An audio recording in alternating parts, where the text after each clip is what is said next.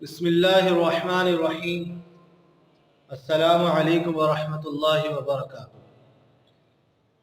अज़ीज़ तलबा, इस्लामियात सिलसिला नंबर 6 का सबक शुरू होता है। गुज़िश्ता असबाक में हमने नमाज की किस्में पढ़ी थी कि नमाज की 4 किस्में हैं: फ़र्ज़, वाजिब, सुन्नत और नफिल। जिसमें हमने फ़र्ज़ नमाज से मुताल्लिक़ पढ़ा कि फ़र्ज़ नमाज किसे कहते हैं और कौन कौन सी नमाज़ें फ़र्ज़ हैं और उनका अव्वल और आखिर वक्त, यानी कौन सी नमाज का वक्त कब शुरू होता है और कब ख़त्म होता है। फिर इन औक़ात में, अव्वल और आखिर औक़ात में, इनके बीच में किस वक्त में पढ़ना ज़्यादा अफज़ल है, कौन सा वक्त उस नमाज के लिए मुस्तहब है, यह हमने पढ़ लिया। अब नमाज की दूसरी किस्म है वाजिब नमाज। तो वाजिब नमाज जो है वो फ़र्ज़ के करीब करीब उसका दर्जा होता है, लेकिन फ़र्ज़ से कम होता है। ये 3 नमाजें हैं, जिसमें एक नमाज वितर है, दूसरी ईद उल फितर की नमाज और तीसरी ईद उल अज़हा की नमाज। यहाँ हम जो पढ़ेंगे वो वितर नमाज के बारे में पढ़ेंगे, जबकि ईद उल फितर और ईद उल अज़हा के बारे में इंशाअल्लाह आपकी इस्लामियात सिलसिला नंबर 7 में वो उसको आप पढ़ लेंगे। अजीज तलबा, सबसे पहली बात ये कि वितर नमाज किसे कहते हैं, वितर के माने क्या है। वितर के माने ताक के हैं। ताक यानी जिसे इंग्लिश में आप ऑड कहते हैं, उसके माने कि 1, 3, 5, 7 ऐसे जो होते हैं। तो वितर के भी माने हैं, क्योंकि 3 रकात होती हैं इसलिए इसको वितर कहा जाता है। और ये ईशा के फर्ज और सुन्नतों के बाद पढ़ी जाती है। ईशा की 4 रकात फर्ज, उसके बाद 2 सुन्नत मुअक्कदा, उसके बाद ये नमाज पढ़ी जाती है। नमाज वितर का हुक्म क्या है। नमाज वितर जैसे आप समझ गए, पहले भी बात आ गई कि नमाज वितर वाजिब है। ये वाजिब है कि इसका दर्जा फर्ज के करीब है, फर्ज से कम होता है लेकिन इसके करीब तर होता है। और इसके पढ़ने की भी ताकीद फरमाई है, जैसे फर्ज नमाजों के पढ़ने की ताकीद है, ऐसे ही इसके भी पढ़ने की ताकीद फरमाई गई है। अगर ये नमाज छूट जाए तो इसकी भी कज़ा वाजिब होती है, इसको दोबारा लौटाना वाजिब होता है, इसको पढ़ना वाजिब होता है। और बगैर किसी उज़र के, बगैर किसी वजह के इसको छोड़ना जानबूझकर ये बड़ा गुनाह है, गुनाह कबीरा है। अगली बात, नमाज वितर पढ़ने की तरकीब क्या है, तरीका क्या है, वो आप जानते ही हैं। यहाँ भी आपके सामने जिक्र किया जा रहा है कि 3 रकात की नियत बांधी जाएगी वितर की, जिसमें पहली और दूसरी रकात जो है वो अपनी तरतीब से, जैसे हम नमाजों में पढ़ते हैं, पढ़ी जाएगी। और दूसरी रकात में कादा में बैठेंगे और उस कादा में सिर्फ अत्तहियात पढ़ेंगे और दुरूद शरीफ नहीं पढ़ेंगे। अत्तहियात पढ़ के तकबीर कहते हुए तीसरी रकात के लिए खड़े हो जाएंगे। फिर तीसरी रकात में सूरह फातिहा और किरत करेंगे। उसके बाद हम तकबीर कहते हुए, अल्लाह अकबर कहते हुए अपना हाथ कानों तक उठाएंगे। औरतें वही कंधों तक उठाएंगी जैसे तकबीर तहरीमा के वक्त उठाते हैं, और मर्द अपने कानों तक उठाएंगे और उसके बाद दोबारा हाथ बांध लेंगे और फिर दुरूद शरीफ पढ़ लेंगे। उसके बाद दुआए कुनूत पढ़ लेंगे। तकबीर कह के हाथ उठा के हाथ बांधेंगे और फिर दुआए कुनूत पढ़ लेंगे। और उसके बाद दुआए कुनूत के बाद रुकू करेंगे, फिर दोनों सजदे करेंगे, फिर आखिरी कादा करेंगे और उसमें अत्तहियात, दुरूद शरीफ, वही तरतीब जो नमाज की है उसके मुताबिक पढ़ेंगे और फिर सलाम फेर लिया जाएगा। दुआए कुनूत आप जानते हैं, दुआए कुनूत आपको याद भी है, यहाँ भी किताब में मौजूद है। सफ़ा 86, सफ़ा 86 में दुआए कुनूत लिखी है और उसका तर्जमा भी मौजूद है, वो आप सुन लीजिए। दुआए कुनूत क्या है। अल्लाहुम्मा इन्ना नस्तईनुका व नस्तगफिरुका व नु'मिनु बिका व नतवक्कलु अलैक व नुस्नी अलैकल खैर व नशकुरुका व ला नकफुरुका व नखलउ व नतरुकु मन यफजुरुक। अल्लाहुम्मा इय्याका नअबुदु व लका नुसल्ली व नस्जुदु व इलैका नसआ व नहफिदु व नरजू रहमतका व नख्शा अज़ाबका इन्न अज़ाबका बिल कुफ्फारि मुल्हिक़। इसका तर्जुमा है اگر آپ ترجمہ اس کو یاد کر لیں گے کتاب سے تو پھر جب بھی آپ وتر کی نماز میں دعائے قنوت پڑھیں گے تو وہ آپ کے سمجھ میں بھی آئے گی کہ ہم اللہ تعالیٰ کے کیا طلب کر رہے ہیں اور اللہ تعالیٰ کی اس میں کیا تعریف بیان کر رہے ہیں۔ اس کا ترجمہ ہے اے اللہ ہم آپ سے مدد مانگتے ہیں اور مغفرت طلب کرتے ہیں اور آپ کے اوپر ایمان لاتے ہیں اور آپ کے اوپر بھروسہ رکھتے ہیں اور آپ کی بہتر تعریف کرتے ہیں اور آپ کا شکر ادا کرتے ہیں اور آپ کی ناشکری نہیں کرتے اور علیحدہ کر دیتے ہیں اور چھوڑ دیتے ہیں کس کو؟ اس شخص کو جو آپ کی نافرمانی کرے، اس سے ہم الگ ہو جاتے ہیں۔ اے اللہ ہم آپ کی ہی عبادت کرتے ہیں اور خاص آپ کے لیے نماز پڑھتے ہیں اور سجدہ کرتے ہیں اور آپ ہی کی جانب دوڑتے اور جھپٹتے ہیں، یعنی آپ کی طلب میں رہتے ہیں اور آپ کی ہی رحمت کی امید رکھتے ہیں اور آپ کے عذاب سے ڈرتے ہیں، بے شک آپ کا عذاب کافروں کو پہنچنے والا ہے۔ یہ جو دعائے قنوت پڑھی جائے گی تکبیر کہنے کے بعد رکوع سے پہلے، یہ آہستہ پڑھی جائے گی، آہستہ آواز میں پڑھی جائے گی۔ اور اگر کوئی شخص دعائے قنوت پڑھنا بھول گیا، تیسری رکعت میں رکوع میں چلے گئے، اس کے بعد نماز پوری کر لے اور آخر میں سجدہ سہو کر لے۔ اگر دعائے قنوت نہیں پڑھی اور رکوع میں چلے گئے، بھول گئے اور پھر 3 رکعت ہو گئی تو وہ 3 رکعت کے بعد تیسری رکعت کے بعد سجدہ سہو کر لے تو اس کی نماز ہو جائے گی۔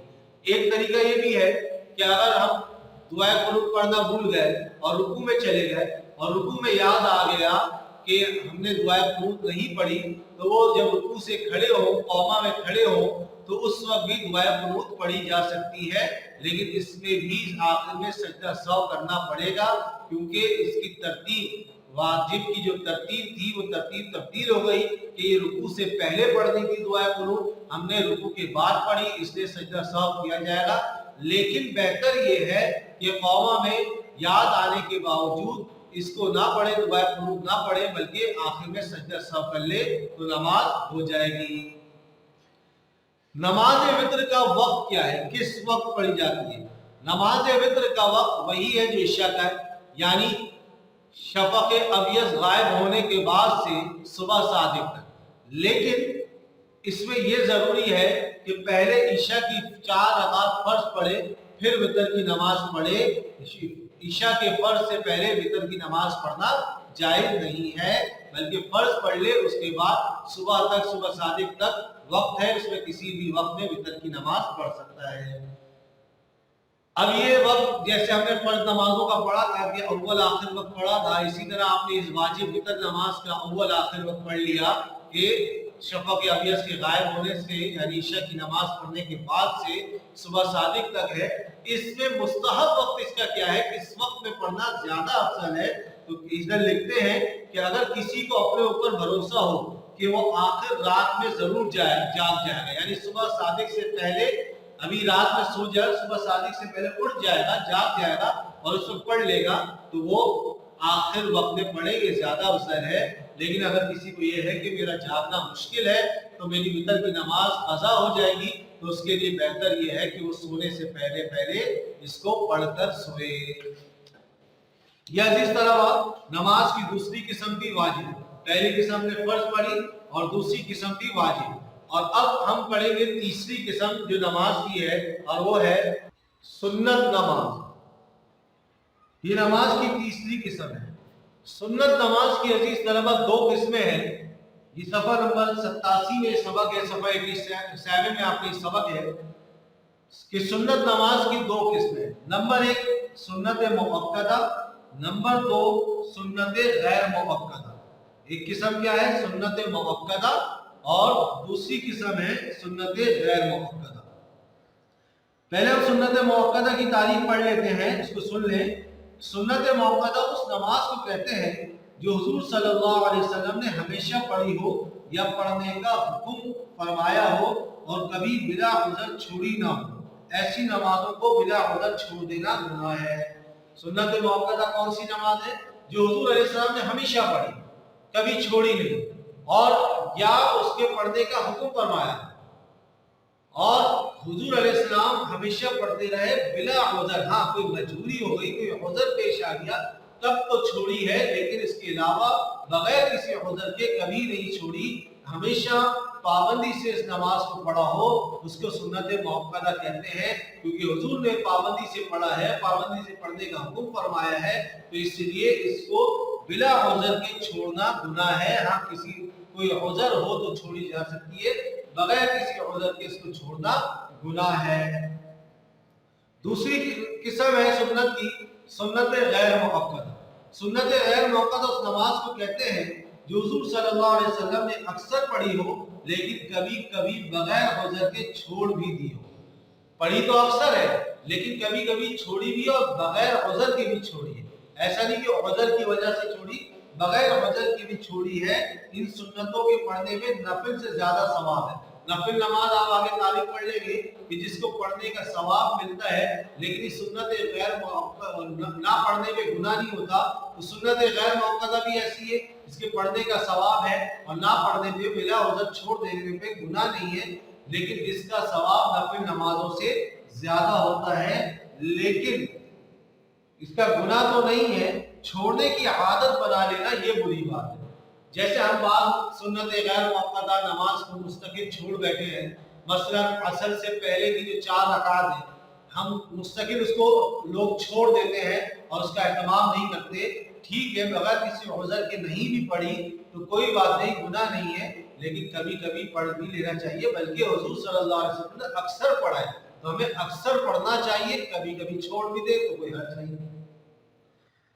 अब ये जो नमाज है, ये जो सुन्नत नमाज है, सुन्नत मुअक्कदा और सुन्नत गैर मुअक्कदा, ये अजीज तलबा जो फर्ज नमाजों के साथ पढ़ी जाती है, उनमें सुन्नत मुअक्कदा जो पढ़ी जाती है वो तक कोई 12 रकातें हैं जो 5 वक्त की नमाजों के साथ पढ़ी जाती है। और जो सुन्नत गैर मुअक्कदा पढ़ी जाती है दिन रात में 5 नमाजों में, वो 8 रकातें हैं।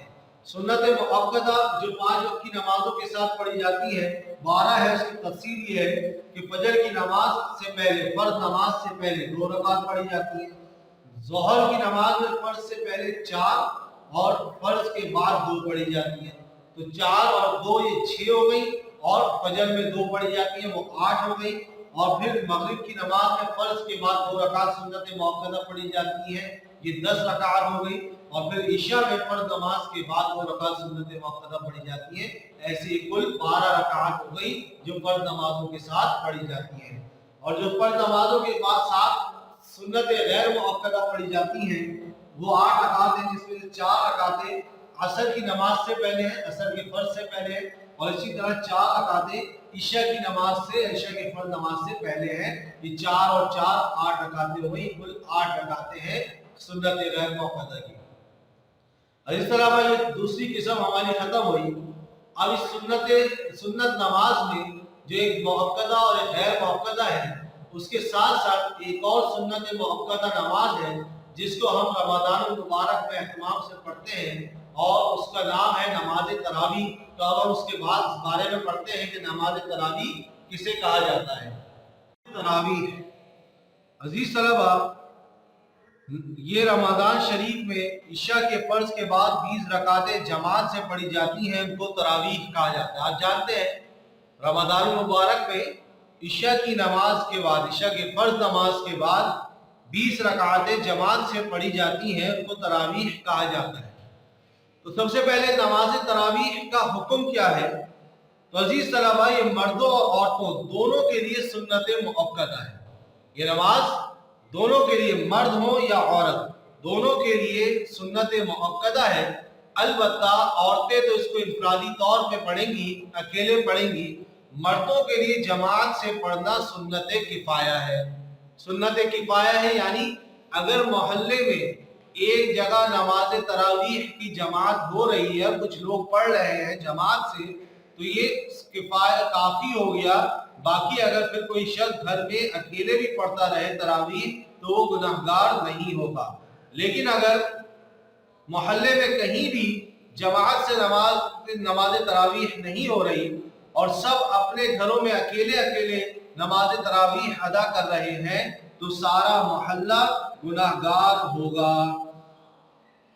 اور اسی طرح رمضان المبارک کے مہینے میں ایک مرتبہ قرآن مجید کو ترتیب وار تراویح میں پڑھنا سنت مؤکدہ ہے. جیسے 20 رکعتیں تراویح پڑھنا سنت مؤکدہ ہے، اسی طرح پورا قرآن سننا نماز تراویح میں اور پڑھنا یہ بھی سنت مؤکدہ ہے. آج ہمارے یہ دور بن گیا ہے کہ ہم سمجھتے ہیں کہ نماز تراویح یہ پورے مہینے پڑھنا سنت مؤکدہ نہیں ہے، بلکہ ایک دفعہ اس میں قرآن سن لینا یہی صرف سنت مؤکدہ ہے. اور پھر لوگ کہیں 5 روزہ کہیں 10 روزہ اس طرح قرآن مکمل ہو جاتا ہے، تراویح پڑھتے ہیں تو وہ کہتے ہیں کہ ہماری تراویح تو ہو گئی، اس کے بعد رمضان کا پورا مہینہ وہ تراویح نہیں پڑھتے. تو عزیز طلبہ، نماز تراویح رمضان ختم ہونے تک عشاء کے فرض کے بعد 20 رکعت پڑھنا یہ الگ سنت مؤکدہ ہے. اور پھر اس نماز تراویح میں ترتیب وار قرآن پڑھنا یہ ایک الگ سنت مؤکدہ ہے جس پر دونوں پر عمل کرنا ضروری ہے. نماز تراویح کا وقت کیا ہے؟ تو نماز تراویح کا وقت عشاء کی نماز کے بعد سے فجر تک ہے. عشاء کی نماز پڑھ کے فرض نماز پڑھ کے اس کے بعد فجر تک ہے اور رمضان المبارک میں ہے. اور یہ نماز وتر سے پہلے بھی اور اس کے بعد بھی تراویح پڑھی جا سکتی ہے. اس کا وقت ہے، یعنی اس کا وقت فرض نماز کے بعد شروع ہو گیا، اب جب تک عشاء کا وقت چل رہا ہے تب تک اس کا وقت بھی رہے گا. اب بہتر یہ ہے کہ یہ وتر سے پہلے پڑھ لی جائے اور پھر رمضان میں وتر کی جماعت سے نماز ہوتی ہے، جیسے آپ نے پڑھ لیا تو وہ جماعت سے نماز وتر اس کے بعد پڑھ لی جائے. لیکن اگر کوئی شخص آیا اس کی کچھ رکعتیں تراویح کی نکل گئی، مثلا 10 رکعتیں نکل گئیں، 10 رکعتیں اس نے پڑھی امام کے ساتھ، اس کے بعد امام نے وتر کی جماعت شروع کر دی، تو اس کو چاہیے کہ پہلے وتر کی نماز میں شامل ہو جائے، اس کے بعد وتر سے فارغ ہو کر بقیہ 10 رکعتیں تراویح کی وہ مکمل کر لے. نماز تراویح کی رکعتوں کی تعداد کیا ہے اور طریقہ کیا ہے؟ تو نماز تراویح کی رکعتوں کی تعداد آپ جانتے ہیں وہ 20 ہے اور 10 سلاموں کے ساتھ مسنون ہے. یعنی 10 سلام مطلب ہر مرتبہ 2 رکعت پڑھی جائیں اور سلام بھیجا جائے، پھر 2 رکعت پھر سلام. تو ایسے 20 رکعت میں 10 مرتبہ سلام پھیرا جائے گا، یہ سنت ہے. اور سلام پھیر لے، جب نماز تراویح کے بعد پھیر لے تو ترویحہ 4 رکعت کے بعد اس کو بیٹھنا ہوتا ہے، تھوڑی دیر بیٹھے، اس کو ترویحہ کہا جاتا ہے. 4 رکعت پڑھی پھر تھوڑا سا بیٹھے، تھوڑی دیر آرام کرے، یہ مستحب ہے، اس کو ترویحہ کہا جاتا ہے. اب اس ترویحہ میں کیا کرے؟ یہ جو 4 رکعت کے بعد بیٹھا ہے تھوڑی دیر، اس میں کیا کرے؟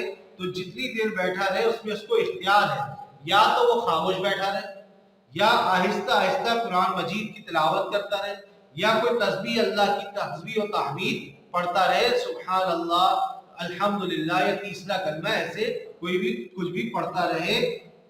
یا اتنا وقت ہے کہ وہ 2 رکعت نفل پڑھ سکتا ہے تو کھڑے ہو کے 2 رکعت نفل پڑھ لے، لیکن اتنا وقت نہیں ہے تو تسبیح و تحمید کر لے یا خاموش بھی رہے، اس کو اختیار ہے. عزیز طلبہ، ہمارا یہاں آج کا سبق ختم ہوتا ہے. ہمیں جو عملی کتاب کا کام مکمل کرنا ہے وہ صفحہ نمبر 36 سے شروع کرنا ہے. عملی کتاب میں صفحہ 36، 37 اور 38 یہ 3 صفحے ہمیں مکمل کرنے ہیں، یعنی عملی کتاب صفحہ نمبر 38 تک مکمل کرنا ہے. اور آپ اپنے طور پہ اس کو مکمل بھی کریں، انشاءاللہ پھر اس کی PDF بھی آپ کو شیئر کر دی جائے گی. السلام علیکم ورحمۃ اللہ وبرکاتہ.